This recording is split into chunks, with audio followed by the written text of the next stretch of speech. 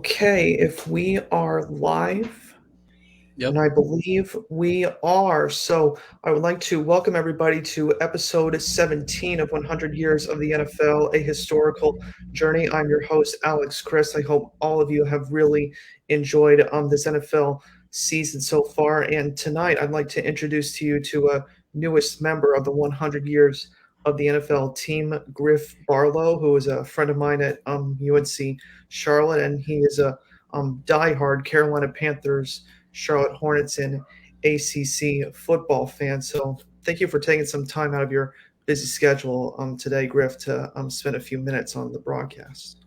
No, absolutely. I'm really honored to be here actually. I think what you have going so far, I'm still yet to learn honestly much about it, but from what I can see it looks awesome. I'm really happy to be here and just glad to be a part of it. Mhm. Well, kind of as I was mentioning to you over this week, we'll probably just briefly cover some of the bigger um, storylines, before we kind of um, break off for tonight. But probably one of the biggest things, kind of going into your Carolina Panthers, some of the biggest news down over the last week with, of course, Matt Rule being fired by Scott Fitterer and then pulling off that big trade to the San Francisco 49ers for four draft picks in exchange for Christian McCaffrey.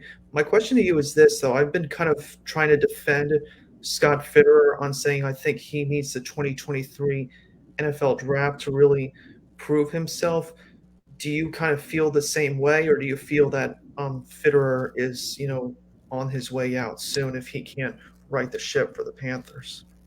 Yeah, great question first of all. I really think Scott Fitter his job security seems to be pretty intact at the moment. I know a couple weeks ago, or I guess about 2 weeks ago at this point, Matt Rule was fired, and that's when we saw Tepper take over some of the press. I mean, you saw him in the presser, which you don't see much of him in the presser. Unlike you might see like a Jerry Jones every week, you're not going to see Tepper like that. And Tepper really was able to open up about the job security of everyone within the organization. And I think that we saw that he is still pretty pleased with Fitterer. And honestly, as a fan, I can say I am as well. It's always tough getting rid of a player like of McCaffrey's of his level, just of how great he's been for us. But honestly, the drafts he's put together in this past year, Ike Ekwonu, he's looking like a stud after Mhm. a pretty rough preseason, I would say.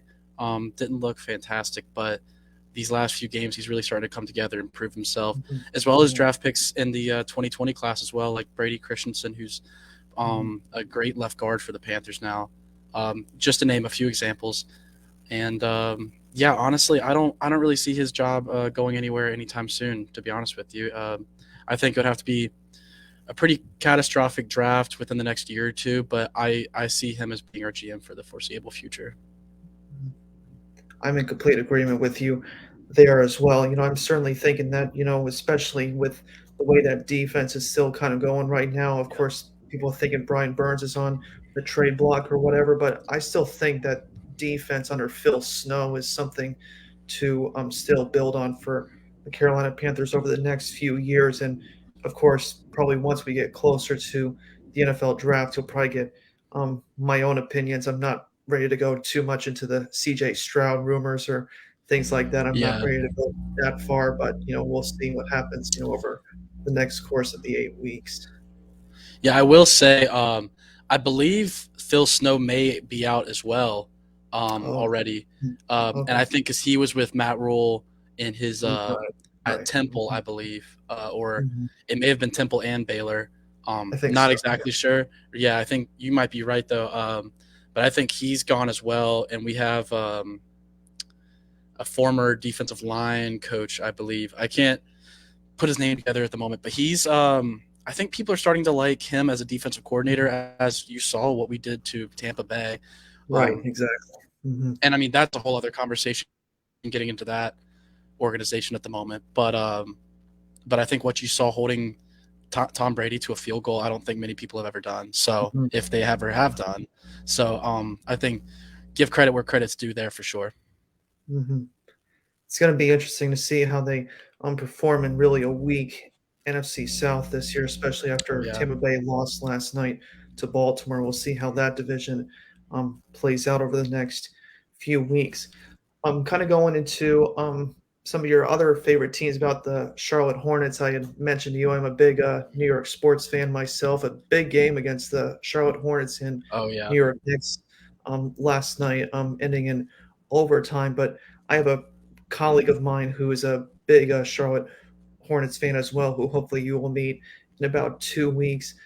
My question to you is this, though, kind of regarding about the Charlotte Hornets. Certainly, I've seen the greatness of LaMelo Ball and really seen how that organization has started to kind of maybe turn the corner for their franchise. But after discussing with my other colleague about this, about them rehiring Sean Clifford as their head coach, what do you think is going to be his goal probably over the next few years? Do you think like Clifford's going to get you over the hump, or do you think you need to hire another coach maybe in about or 2 or 3 years to maximize these players' potentials that you have so far?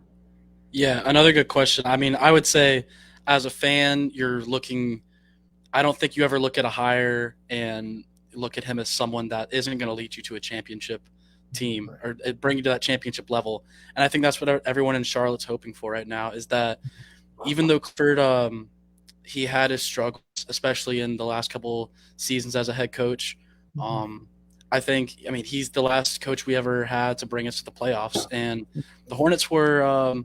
People forget the Hornets were really close to making it that second round of the playoffs They if we were. didn't see Dwayne Wade put up 30-point performances in those last two games. Mhm. But even dating back to then, I think you can see that Clifford really uses his players well. Mhm. I think he's definitely a plug and play type of coach, like you're seeing from Dennis Smith at the moment. Dennis Smith Mhm. is playing great, and he wasn't on an NBA roster as of 3 weeks ago. Mhm. So I think you have to look at something like that. And I don't see Clifford going anywhere for a while. I think Mhm. the biggest thing for him is his commitment to the defensive side of the ball, especially when it comes to guard play. I think, like you're seeing at Dennis Smith, committing himself to the defensive end. I believe he's the number one defense rated guard in the league through 5 games, and I Wow. think even so, that's a small sample size, but Mhm. you're looking at a guy who never was known for his defense to step up and play under under a Clifford team. I just think that's a testament to who he is as a coach.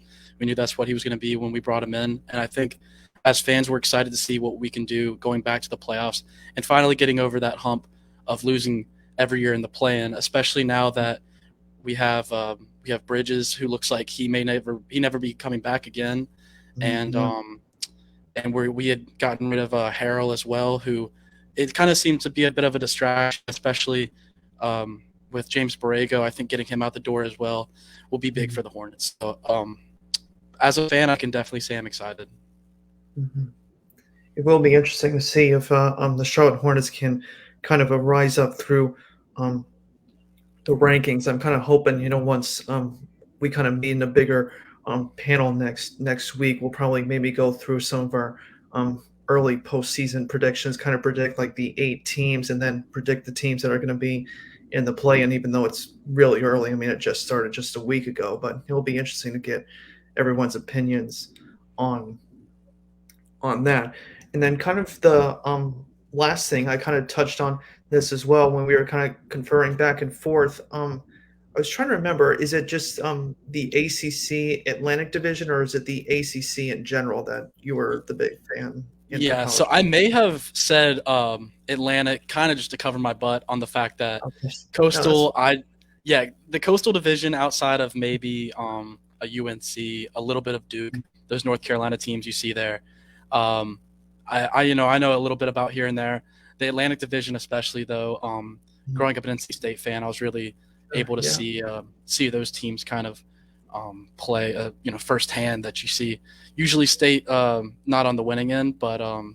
it's been a bit of a turnaround these last few years. So I think it's really been an interesting division, just the Atlantic Division itself, um, throughout the last almost decade now. Yeah. Hmm.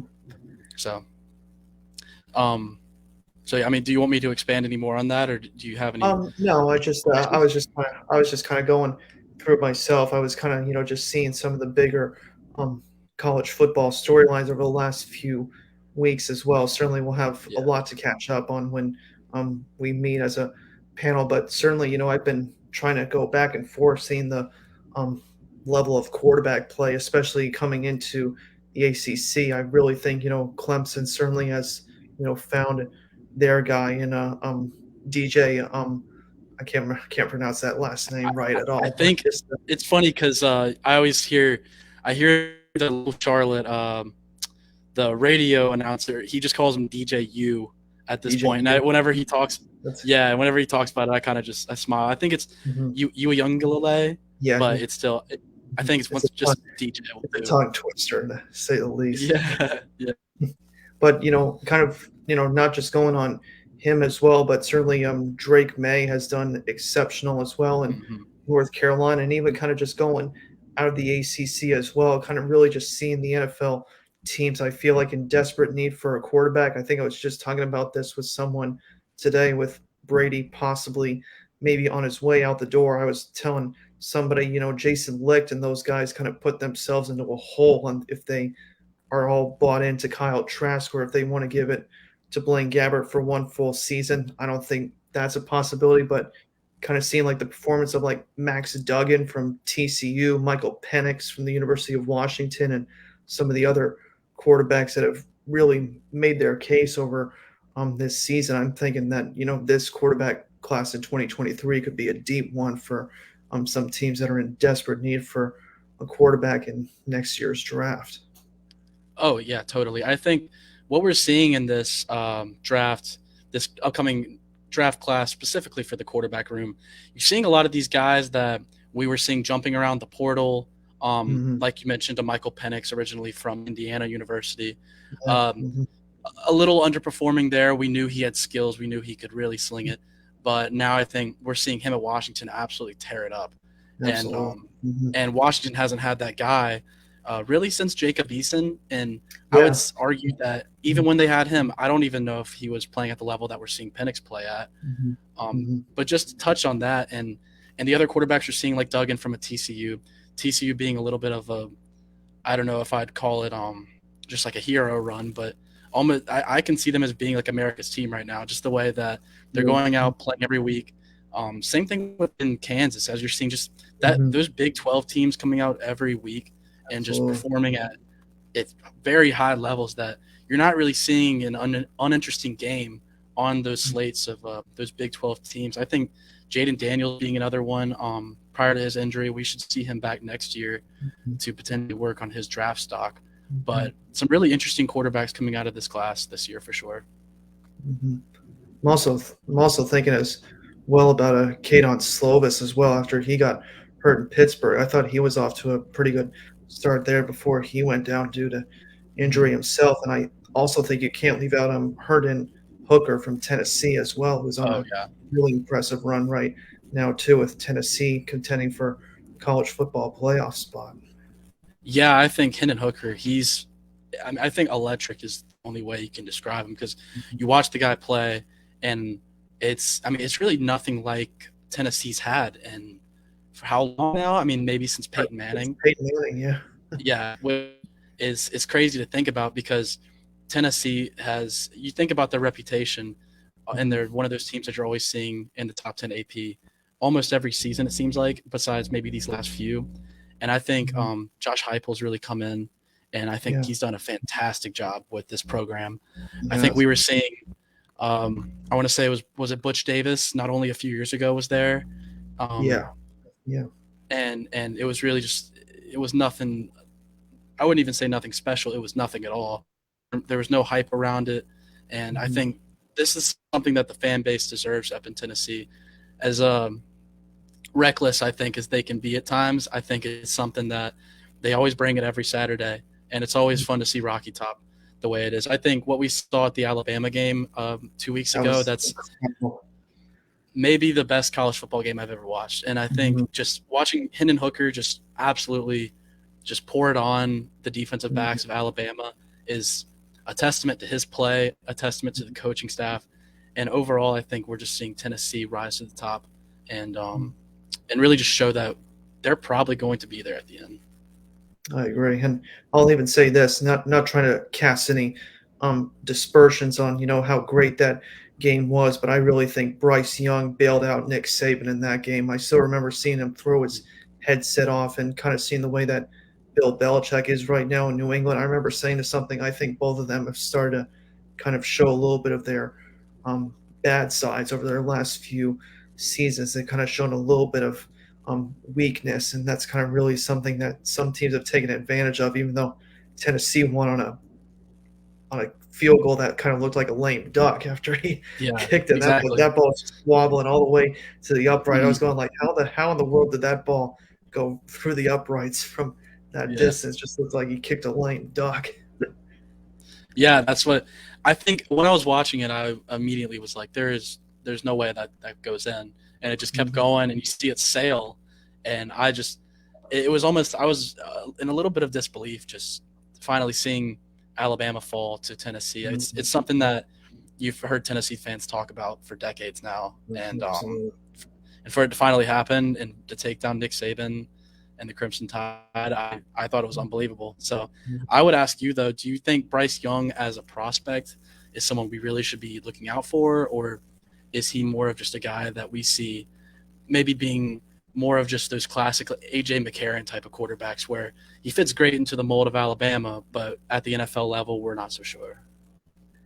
I think Bryce Young earned my respect. I think in his last game, I mean, I was high on him last year, but then when I saw him in the national championship game, I know a couple of his offensive pieces were hurt before um, that game began, and I remember when he threw that deep post corner route when it was intercepted and returned for a touchdown. I remember saying that was just a bad throw by Mm-hmm. Young there. I don't know where it was throwing in between three defenders, but coming back in that Tennessee game though and playing the way that he did, kind of really bailing out Alabama's defense in that game and putting on the show that he did, even though he lost, I think he certainly earned my respect, for being a top tier prospect. I'm not sure if he's a first round quarterback as of yet. I don't really kind of see as special as probably maybe a CJ Stroud or Levis or some of the other guys out there, but he has certainly earned my respect this year, especially after that last performance against Tennessee. Yeah, I would say you have to at least respect the fact that he's gone out there and he's performed almost every game that he's been in. You're not really looking at many of these tapes and just seeing where Bryce Young is just getting exposed through and through. Now, I think he has weaknesses. There's comparisons you can make where you're just seeing him as a college guy and someone you can't really plug in at the NFL level, mainly because of his size. But you look at a guy like Tua, and Tua's gotten a little bit bigger, a little bit stronger. And although he's been taking those nasty hits like week in, week out, which is, I mean, you can't just shy away from that. It's a scary thing, and it's a reality of that's just what football is sometimes. But when he is healthy and he's playing, Tua's he's a good quarterback, and I don't think anyone can argue that. Um, I think initially we saw Tua, excuse me, we saw Tua, and we weren't really seeing much from him. I think people were a little skeptical of who he was as a quarterback, and we're putting him in that Alabama narrative that they don't produce quarterbacks at a high level. And I think that that's slowly starting to turn around a little bit with these guys. I agree. Mhm. I cer I certainly think as well. I mean, I have a lot of fans in my family who are big Buffalo Bills fans, and a lot of Yeah. people really weren't believing in Tua Tagovailoa when we were talking about before the season began. But the way that I saw Tua, in my respect, is I almost saw him as almost kind of like what Alex Smith was when he came out of Utah. Just kind of really kind of use the intermediate passing game with him. You have Gesicki, you have Tyreek Hill, and you have Jalen Waddle. You have guys that are speed, and you have good pass catchers with them. And I think Tua has kind of really evolved into that. Even though that was a scary injury that he took a couple of weeks ago, I thought responded pretty well in that last game against the Pittsburgh Steelers. But I think that's the key. I think to his development is I don't think he's going to have a cannon of an arm in the NFL, but sometimes you just don't need to have that. I mean, you look at what San Francisco kind of did eventually with Alex Smith when they had Vernon Davis and Michael Crabtree and those Mhm. guys. That was a team that really thrived on the intermediate offense, and certainly Andy Reid kind of figured that tendency out when um, Alex Smith then went to Kansas City. But I think Tua is going to be in Miami for quite some time unless Stephen Ross feels like it's not enough to get Miami over the hump. But that's waiting to be seen. Sure. Yeah, I think, and maybe even just shifting to the NFL landscape a little bit, that Mhm. I think if you look at a quarterback, even like a Jimmy Garoppolo, Mhm. bench going into the season, it looked like he wasn't going to be a 49er maybe ever again. And we see him just hang around, and now the 49ers are looking for a Super Bowl run with him. And I'm not sure you get that with Trey Lance like you do with Jimmy G. And it's pretty interesting though because we've already seen Jimmy G go to the Super Bowl once, Mhm. although it's been supported by a great O line, a great defense, and good weapons on the outside as well. Mhm. But like you were saying, he's used that intermediate passing game, the run game, and relied on his coaching and Kyle Shanahan to really carry him and support him.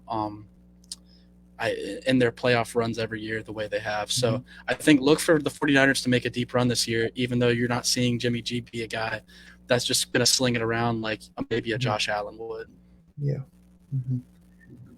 So, what I was actually going to say is, I think we got a few more minutes until Mhm. 8 o'clock here, but I've kind of been the one who's been asking all the questions. I kind of mentioned to you about my knowledge of the sports leagues. If you kind of wanted to turn the tables around and ask me a Yeah. few questions either about my favorite teams or something Oh, on your yeah. mind, feel free to ask for a few minutes. Yeah. So I was thinking a little earlier. I know you mentioned that you're a big Knicks fan, Hmm. and like we were saying a little earlier, the big game between the Knicks and the Hornets, a pretty exciting game.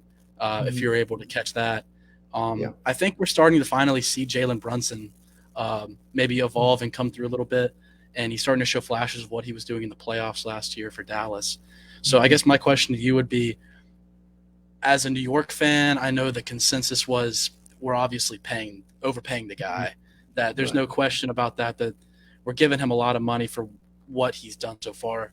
But with his potential that he's showing, the games he's putting on so far, really being a leader on and off the court, his post game presser, you can really just I don't know if you've like caught up with it as much, but I've just caught little glimpses. You can tell the guy's just a leader. So, what Hmm. do you think about him going forward, being one of the guys in this team, and maybe help leading the team to a playoff run with a Randall and with a Barrett? I certainly think Brunson has been their missing piece that they have missed for so long. I mean, I remember when the Knicks kind of really went all in. It kind of seemed like for those 2 or 3 years they were successful under Mike Woodson when they kind of had Jeremy Lin, but also that really experienced veteran team. I just think, this team that I've seen, at least in the first 4 games, I just think they have a nice little mix of experienced guys with Randall, Brunson. I know RJ Barrett got his big 4-year contract extension before the season began. I'm still kind of trying to see a little bit of confidence in his game. I think he's kind of lacking it. He's kind of had a couple of bad performances shooting wise early this season. I just think his confidence needs to improve a little bit. But I love seeing Obi Toppin being a showstopper. I love seeing the dunks that Yeah. he does when he was at Dayton. I just remember just seeing Dunk City being Oh born a yeah. few years ago when that took over college basketball. Um, but I really think it's just a nice, well-rounded team right now. I still think they're trying to grow. I know a lot of I always love listening to Stephen A. Smith or all the people Knicks fans just kind of going crazy saying like just it's Mhm. all about Dolan and it's all about just kind of how the Garden Oh yeah. presents itself without being that way. The thing I want to counter that by saying is this: I liked when they hired William Wesley and Leon Rose, but I also think knowing that Tom Thibodeau was a Knicks assistant under Jeff Van Gundy, and I think he was there. I think when Pat Riley was there too as his assistant Okay. in the Yeah. 90s as well. But just kind of getting that face back as your head coach. I know people were saying like Mark Jackson or other New York coaches, but I just think having that link back to the past, with the Rileys and the Jeff Van Gundys when they were successful under Ewing and those guys. I think he is a coach that can get it in the right direction. I don't think he's going to be a coach that's going to get it over the top for the Knicks, but I think he can just kind of build that team up, and then they can hire maybe a championship contending coach that can just put them over the next level. Hopefully in a few years if they decide Thibodeau is not going to be their answer long term.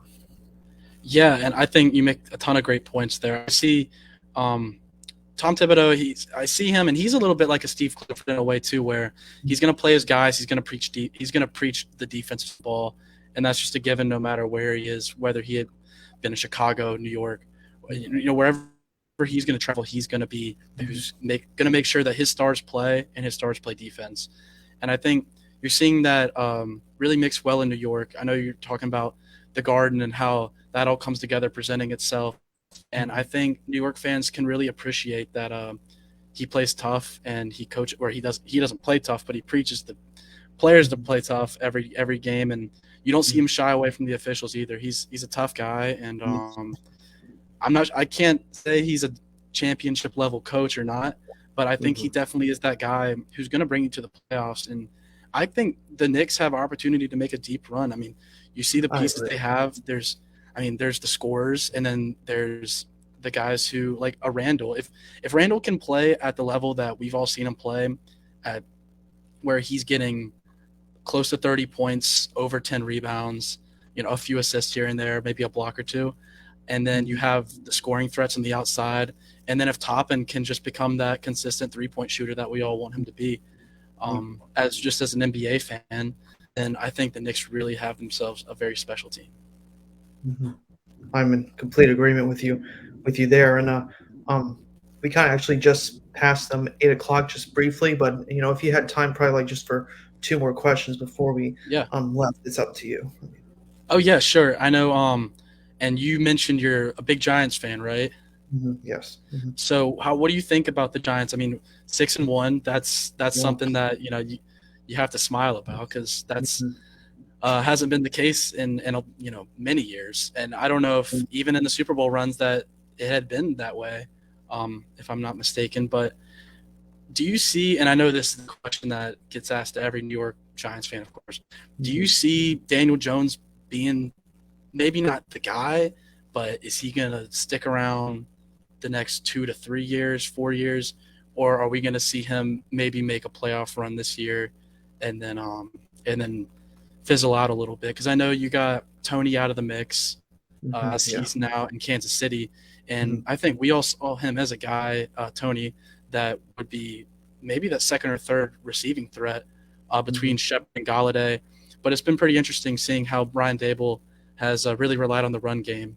So I guess my question to you would be, do we see Daniel Jones kind of be like that Jimmy G type of guy we were speaking about, or is he going to try to let him be a little bit more open with the playbook and allow him to make some plays and stick around for a while?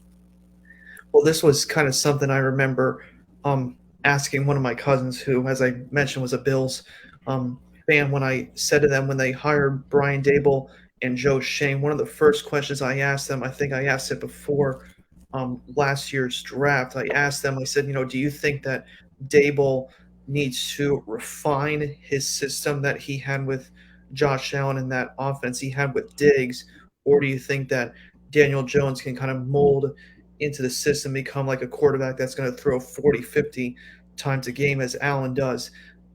My theory had proven correct. I mean, I think my cousin said, I think Daniel Jones needs to embody Josh Allen.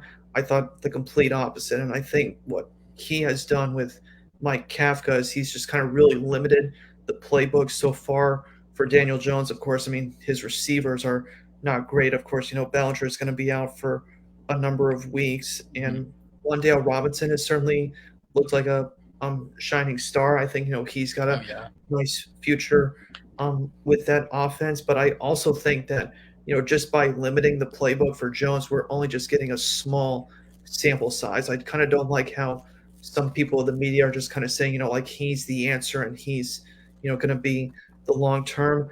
I would love it if they could, give him like a 2 or 3 year contract just to kind of improve through Kafka's system and everything. But I think the biggest thing that I'm really proud of the Giants so far is just kind of really alleviating kind of like the players that, were from the previous regime with Gettleman and Judge and all those guys. Kenny Galladay's no longer a part of the offense right now. Kadarius Toney kind of didn't seem really like part of the team, and they were able to get equitable compensation, a third and a fifth round draft pick, I think, for Kadarius Toney from Hmm. Kansas City. But I just think you got to kind of root out probably from the previous system. And what I've seen through 7 games so far, I've seen a team that's been bought in. They play tough, they play smart, they don't turn the ball over. And even though their defense still has some issues to work through, I would say I'm pretty pleased with where they are at right now. And I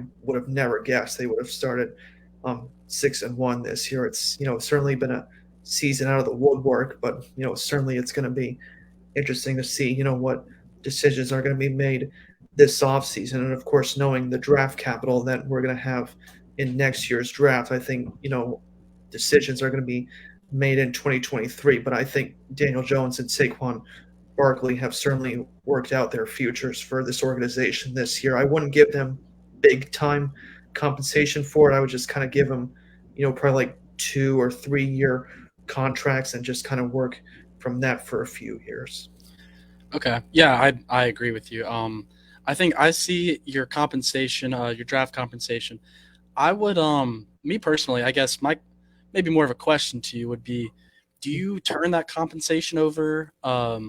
Do you keep it? Because it's tough because you see the team and you're winning all these games. You're coming from behind in the fourth quarter, so you have a group of guys who are committed, especially with this new coach. Is it time to maybe look into a deep playoff run in year one, year two? Or do you think that you're going to rely more on a process? Hope Barkley stays healthy, rely on, that Daniel Jones, rely on Wandale Robinson to really just develop as a full receiver, which we're seeing.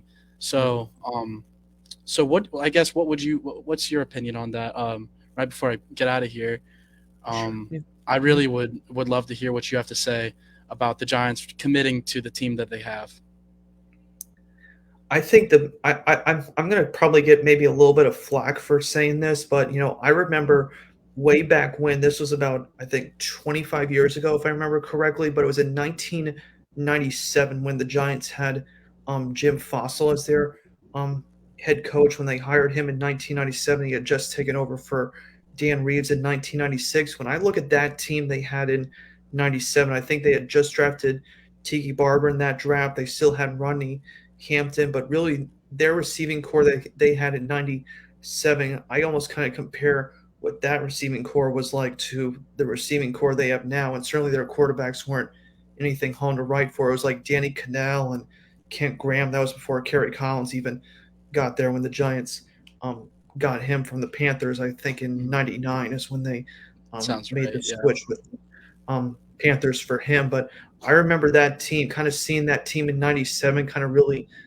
defining the experts. They kind of went through the teeth of the NFC East that year. Of course, Dallas still kind of had some remnants of the triplets. Washington was nothing home to write for, and Philadelphia was in the middle of a rebuild, but not a whole lot of people kind of really bought into that Giants team, and they were axed in the first round thanks to a comeback by the Minnesota Vikings in the wild card round that year. But I almost think that if the Giants make the postseason as a 5 seed this year, which is what it's kind of projected right now, I think if they can win maybe one playoff game, I don't see them making a deep run this year, but I think if you win one playoff game or just kind of get over that 6 year hump and get into the postseason, I think you can just buy into everybody in New York saying, the way it kind of worked under Fossil and Coughlin and Parcells when we had George Young and Ernie Accorsi as our general managers, and we now have a coach and a GM that's on the same page with each other. I think they just kind of need to take a playbook out of that and just kind of say, we're going to develop this process. And, it might be a while before we're Super Bowl contenders, but, I'm certainly thinking just through 7 games, they've certainly, we were just talking about job security with Scott Fitterer. Certainly, I think Mhm. Brian Dable and Joe Shane through 7 games, they have push their job security for a number of years. I usually say it's about a 3-4 year process to turn around losing organizations, but sometimes you can capture lightning in a bottle, and it's certainly been a nice turnaround this year. But certainly, I'm going to be seeing how the questions are going to be answered come the 2023 NFL draft. Yeah, and just a last little comment here. I think what you're making a great point where I think you guys have it could be a lot in a bottle. You Mhm. never really know with the NFL that Mhm. the Giants respectfully could easily be, maybe not easily, but definitely could be a good 2-4, or maybe even like 1-5 or whatever. I guess it's would it be a 1-6 or a 2-5 sort of situation here? If you look at it, the Giants have won almost every game, isn't it? By, well, definitely by single digits. Right. So, which is easy to say as a fan, that you could just say that Mhm. every game could be lost, but they haven't, and they've showed that they can win those games in the fourth quarter.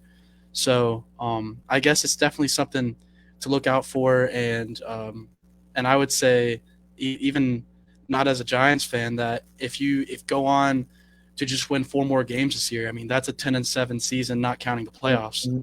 um, Mhm. which is successful for anyone. Any team in the NFL would love to win double-digit games. I don't think any coach would turn that down, but I think it'll be very interesting, not only this year and what they do in the playoffs, but what we see going into next year, how they use their draft capital, the players that Mhm. are emerging. Do they move any more of them? Do they bring any guys in? I think that'll be interesting. So Absolutely. yeah, no. So I really appreciate you bringing me on. Mhm. I would love to do this again. It's always fun talking some NBA, college football, NFL. Would love to talk some more about, honestly, a big, just a bunch of sports. It's always fun to talk Sure. about. So Mhm. so yeah. Once again, no, I really I love everything you got going on, and I really appreciate you having me today. Absolutely, and, as I mentioned, I'll be sure to, reach out to you in about, a week or so. Hopefully, we'll get together in about 2 weeks. That sounds awesome. All right, Alex. Well, I will talk to you soon, and we'll catch up on that. Alright, sounds good. Have a good night, alright? Oh yeah, you as well. Thanks.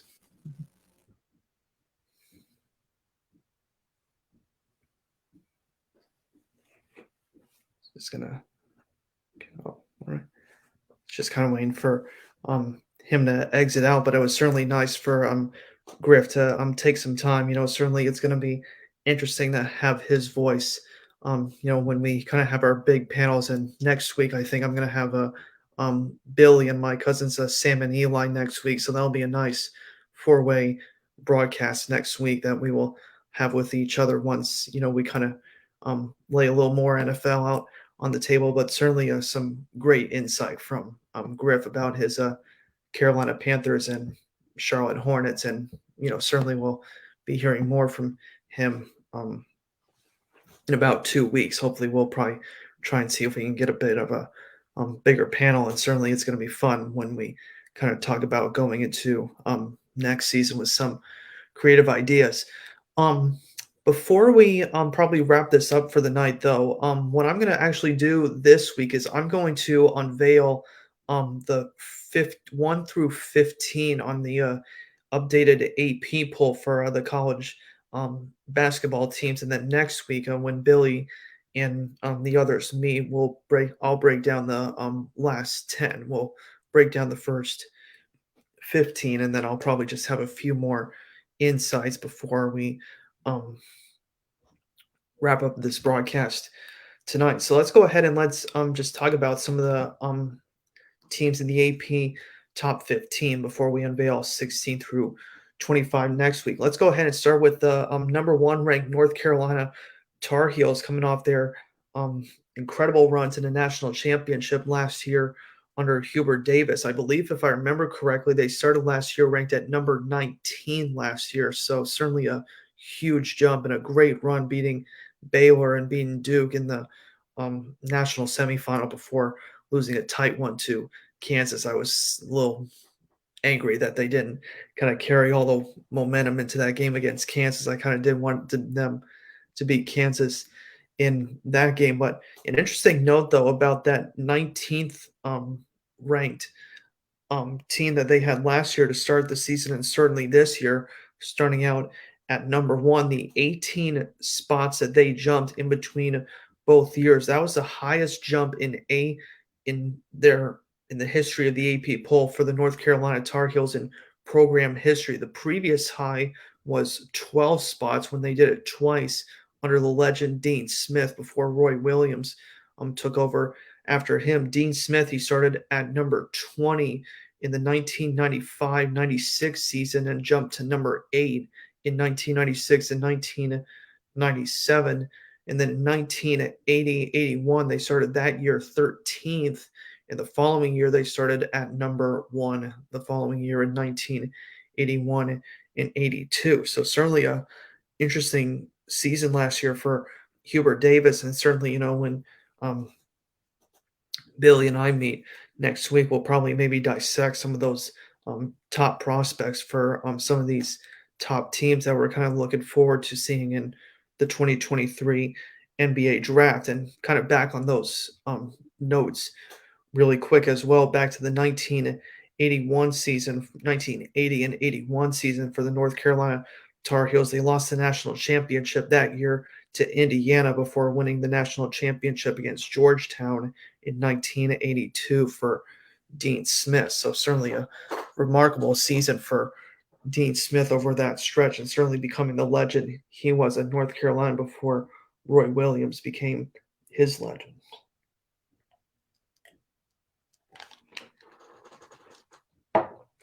Will be a fun season come November 7th in about a week and a half. I'll certainly be looking forward to that game. Let's go ahead and head to the number 2 ranked team, and really certainly no surprise. Certainly a lot of people maybe thought Gonzaga would be number 1, but the Gonzaga Bulldogs will start this season at number 2 in the AP poll. Mark Few, going into his 24th season at Gonzaga, certainly has put this program on the map ever since day one that he got there, and this has been a solid program really since, probably you could say maybe 2010, and it's their third actually strike that. It's their third straight season, I should say, that they started originally actually at number 1 in the AP poll or coaches poll, I think, at the start of the season before they gave it to North Carolina. It would have been their third straight season they started as the AP number 1 ranked team, but certainly North Carolina gave their shot at getting the number 1 ranking there. But the last time that Gonzaga was never ranked in the AP top 25 poll in one whole season, you got to go all the way back to the year 2000 and 2001 under Mark Few, where at no point in that season that they were ranked in the top 25. So from basically 2001 to now, Gonzaga has always been ranked in the AP top 25 poll at least once over the last 21 plus years. So certainly give tremendous credit to Mark Few, and certainly I'm hoping that he's going to hopefully get Gonzaga, hopefully their first national championship win, of course, coming up short against Baylor a few years ago, and certainly losing that game to North Carolina. Certainly 2 chances, maybe third time will be the charm for Mark Few. For the Gonzaga Bulldogs when they get back into the tournament. Certainly, we kind of saw a little bit of a overconfident team, you could say. I was surprised that really in their first few games, really they kind of seemed outplayed at points by their opponents before the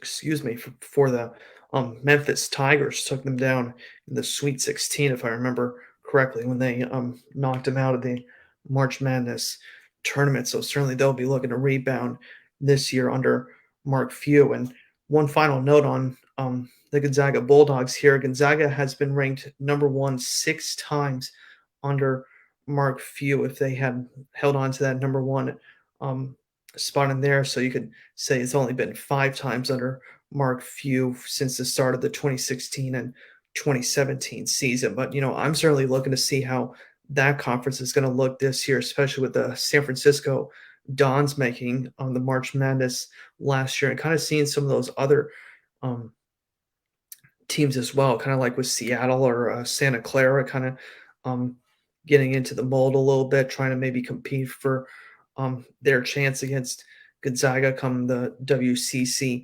tournament in March. It's going to be interesting to see how that conference kind of plays out, even though Gonzaga's heavy favorites probably to win it once again this year.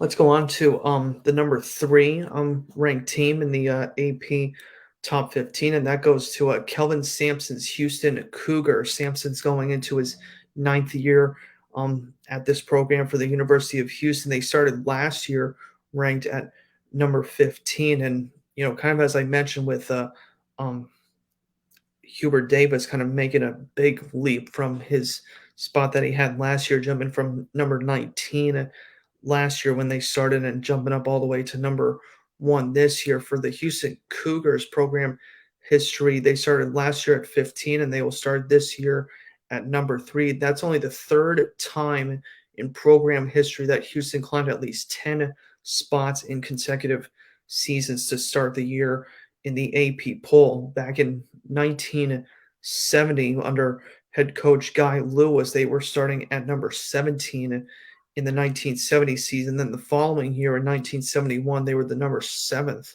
ranked team to start the year in 71.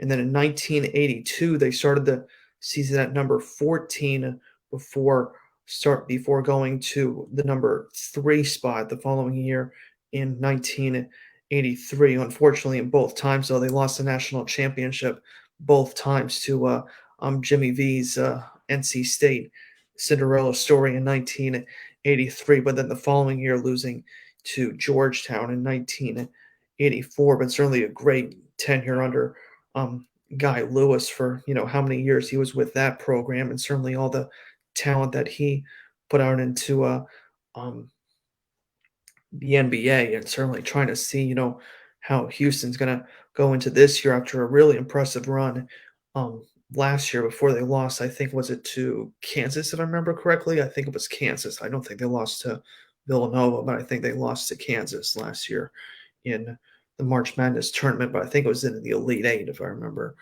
um, correctly. But one last note, though, on Kelvin Sampson as well, though. He had a previous stint at a Washington State from 1987 to 1994. He had a stint at Oklahoma from 1994 to 2006, and I think Oklahoma made the Final Four in the 2003 March Madness tournament that year under Sampson, and he also coached a few years at Indiana from 2006 to 2008. So certainly a really impressive tenure he has had in the college basketball realm, and certainly we'll see how Houston plays out this year with some expectations, hopefully maybe to reach the national championship once again.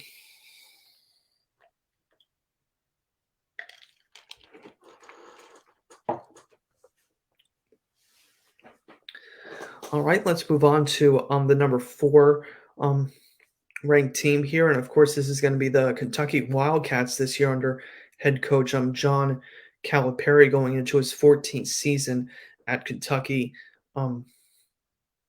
this year. And certainly, the last 2 years, certainly Kentucky has kind of lost some of their luster, especially losing to 15th ranked St. Peter's in the first round of last year's March Madness tournament. It will be interesting how they turned around from this year, but they started at number 10 to start the year in their last two seasons. And certainly that whole COVID year was kind of a disappointing year for some teams all around, but certainly, you just kind of had to feel like the mindset of college athletes and college people at that moment in time. They certainly just didn't feel like, that year was just a good year in sports, which is why the NCAA offered the opt outs as well as, so many sports leagues as well, which I thought was really smart. But interesting note, though, about that 2021 season, even though it's kind of an aberration, it's not really like Kentucky basketball. But that 9-16 record they had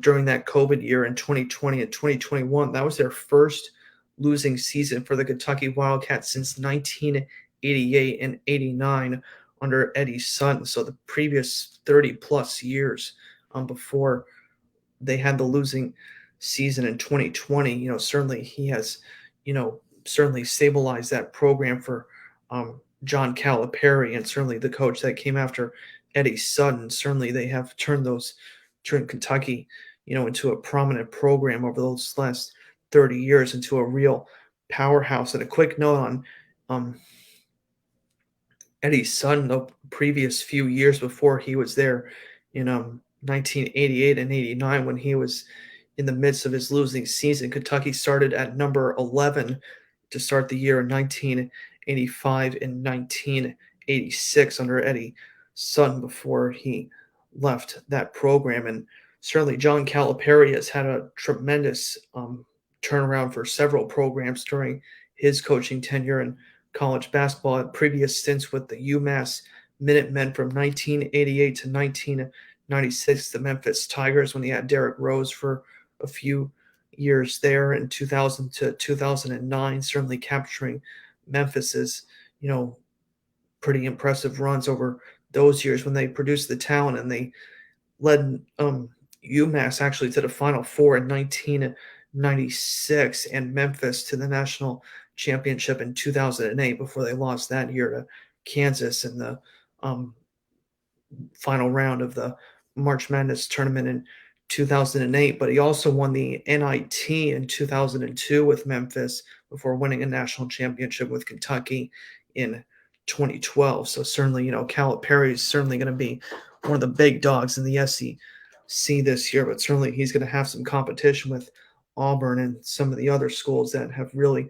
kind of put the SEC on notice going into this next year. Kind of running a little low on water here. Might have to pause the broadcast if I can. But let's go ahead and let's reveal number 5 quick before I head to maybe get a little more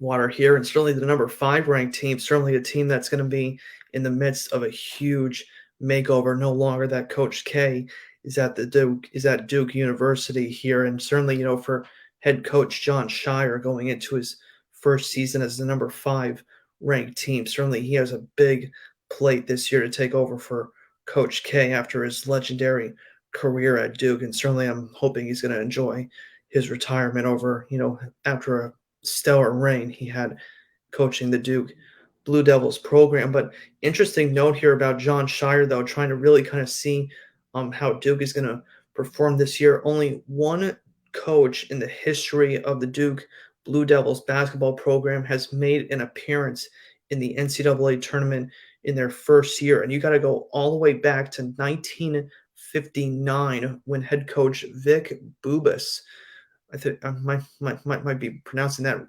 incorrectly, but I think it's Bubas. So Bubas. I'm not sure how you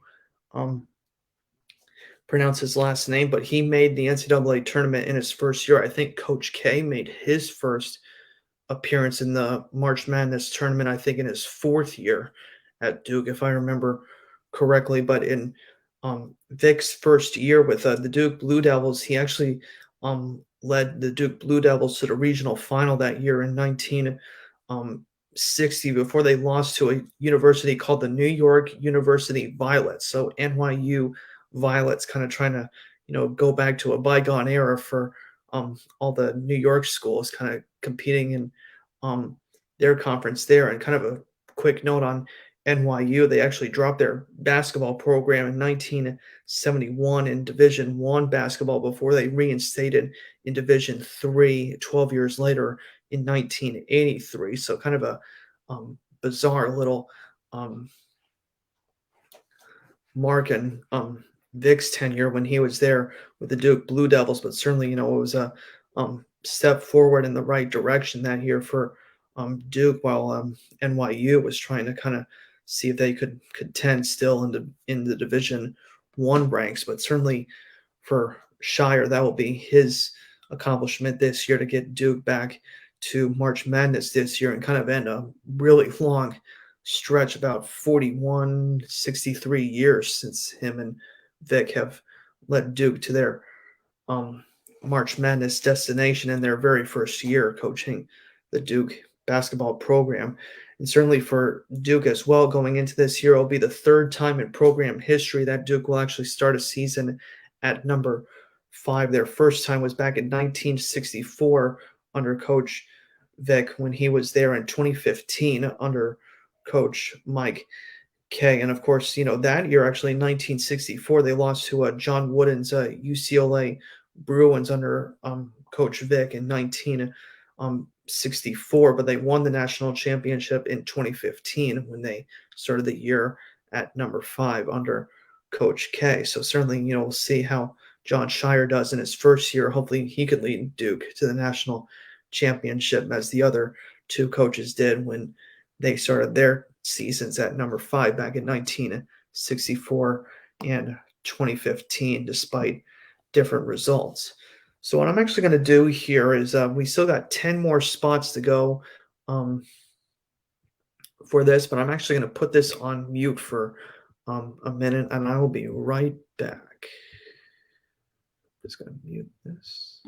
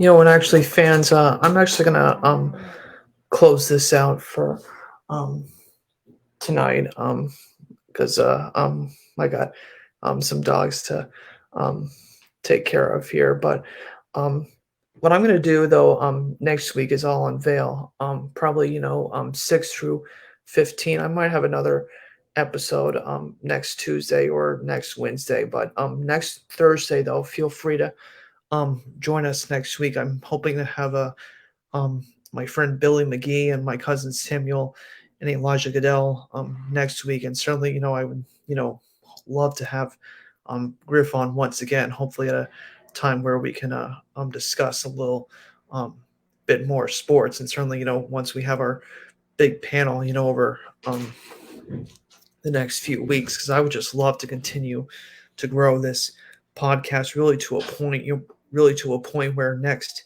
year we can cover so many topics from the 2023 NFL draft and NBA draft. Certainly a lot more coverage in Major League Baseball and the NFL next year. So it's going to be a whole lot of fun once we can kind of grow this broadcast a little bit more. Because let me think, because I've had um, Billy, 4, 5, 6. I think Griff was my seventh special guest that I've had on um, this broadcast. So, certainly, thank you all for joining us here tonight. And as I said, maybe next Tuesday or Wednesday, I'm gonna hopefully kind of go through numbers 6 through 15, but I got some things to take care of tonight. But I'd like to thank you all for tuning in to this episode here tonight. And certainly I look forward to seeing you guys next week. I hope everybody has a good night. And I hope, all of you stay safe out there with the political climate and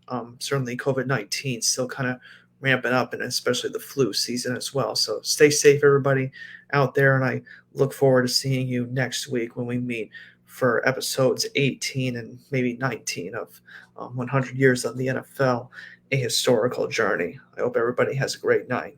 Have a good one.